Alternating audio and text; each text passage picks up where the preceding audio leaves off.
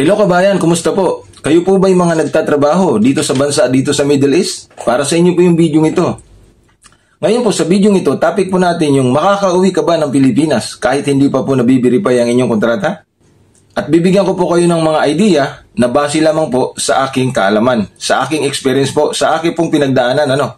Ayan po, disclaimer lamang po hindi po tayo eksperto, ito pong ibabahagi ko sa inyo ay base lamang po sa aking experience nung ako po'y nagbakasyon at hindi pa po na verify ang aking kontrata. Ayan, sa mga lugar po na pinagtatrabaho natin, may nakakasako po ditong POLO, yung DMW, yung Department of Migrant Workers.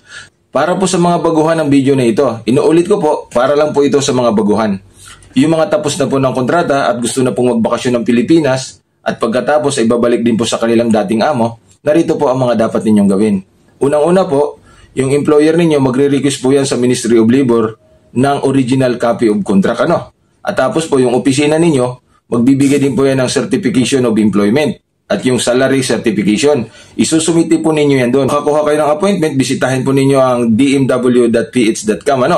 Ayan po. Ako po yung nakauwi ng Pilipinas nang hindi po na-verify ang aking kontrata. Ngayon po kinabahan po ako, baka po hindi ako makapagbakasyon dahil gusto ko pong umuwi ng Pilipinas. Ngayon po, ganito po ang sinabi sa akin. Kailangan po, sa loob ng 10 araw, kung nasa Pilipinas na po ako, ay dapat po magkaroon po ako ng representative dito para siya po ang magsumite ng lahat ng mga kakailanganin. At tapos po, i-email niya lang sa akin o i-scan, tapos ipiprint ko doon. Para po, pagbalik ko dito sa bansa, dito sa bansang Qatar, isusumiti ko po yung OEC. Siyempre, kailangan lang po natin na magpa-verify para po makakuha ng OEC. Pero ang tanong, makakauwi ba tayo ng Pilipinas?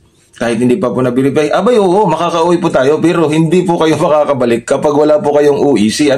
Dahil po sa Pilipinas, hinahanap ang OEC. Ano ba itong OEC? Ito po yung Overseas Certificate of Employment. Nakatunayan na mayroon kayong original na kontrata. Ayan po. Yan po ay ginagawa sa Pilipinas. Ngayon, ganito na. Nung pabalik na po ako dito sa bansang Qatar, ay pumunta po ako sa POA at kumuha po ako ng OEC. Buti na lang po, dala ko ang aking original contract na galing po doon sa agency na pinag-applyan ko nung nakaraang taon. Ngayon, ganito po yon. Isusumitin niyo lang ninyo yon.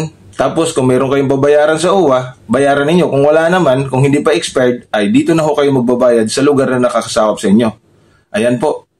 Para hindi rin po kayo maligaw, pwede naman din po ninyong bisitahin ang kanilang website, yung dmw.ph, At saka, kailangan, pag pumunta po kayo ng POLO at magpa-verify, kailangan 3 days before flight. At dala po ninyo ang inyong lahat ng requirements, kasama po ang plane ticket. Pag pumunta po kayo ng 4 days, 5 days, ay pababalikin lang po kayo. Kailangan po 3 days before flight. At ito po, ay base lamang po sa aking karanasan.